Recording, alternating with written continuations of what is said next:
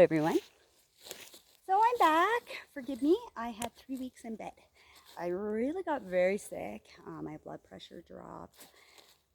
And every time I stood up, I got extremely dizzy. I just couldn't stand over a stove to make the SEX. So oddly enough, I found a way to do it where I didn't have to be as actively involved in it. What I did was I put the SEX with 2.5 liters of water in my crock pot, let it reduce down to 3/4 of the fluid, and canned it, threw it in the fridge, and I had a week's worth of SEX. So thank goodness I found an easier way of doing it, because I really did get too weak to be able to look after myself.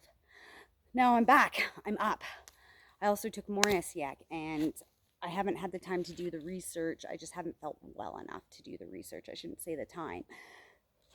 About the supplement that Leslie from Common Sense had given me, and she told me a little bit about it, how it helps with organ health. And so I can't claim that any of these products do anything.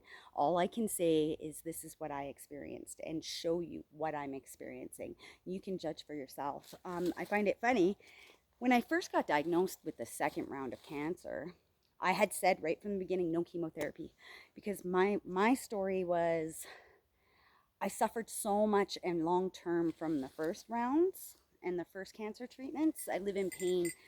I've lived in pain for 8 years. It's been brutal.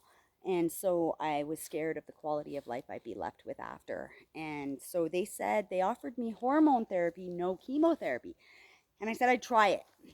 I had a pretty good idea as to, it had all the same side effects as chemotherapy. And I didn't lose my hair this time, but I was just as sick. It beat up my immune system so bad that if someone had a cold, I had to go to the hospital with a fever and infection. Like, it put my life at risk, in my opinion, which my opinion is just mine. I do not have a PhD. I can't state for you that my opinion means much. All I can say is show you what I felt, what I've gone through. So anyways, I agreed to it. Then 2 months went by, and we came in, and they had a younger doctor come in and ask me, how have things been going? How are you doing on the drugs? My son was there, and so I have a witness to this. He got really angry. The younger doctor, I said, well, this drug does this, this, this, and this, but this drug I've had a huge problem with. And I explained everything I was going through, all the side effects. And she said, oh, that's weird. I would have thought most people have a harder time on the hormone therapy, not the chemotherapy.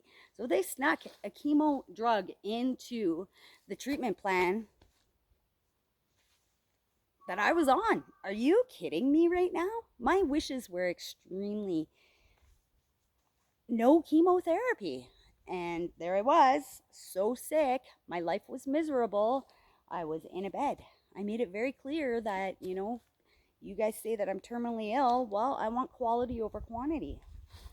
And now I've decided to try and fight naturally, because that's all I have left. Not saying what you should or shouldn't do. One of the things is I find myself with negative thoughts. Push them out. And so, example, I was always, oh, I'm dying of cancer. I'm dying of cancer. No, I'm not. I need to stop thinking like that.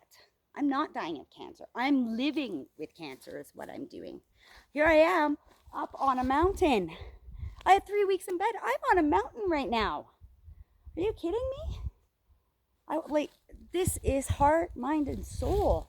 It brings peace into your soul, into your heart, and the beauty, the nostalgia of the beauty that is out here is, you can't explain that. So I also wanted to say meditation. I'm a firm believer of meditation. Unfortunately, I can't do a guided meditation. I find that a lot of people do have a hard time with meditation, and if you're one of them, I'm going to strongly suggest that what you do is get on YouTube.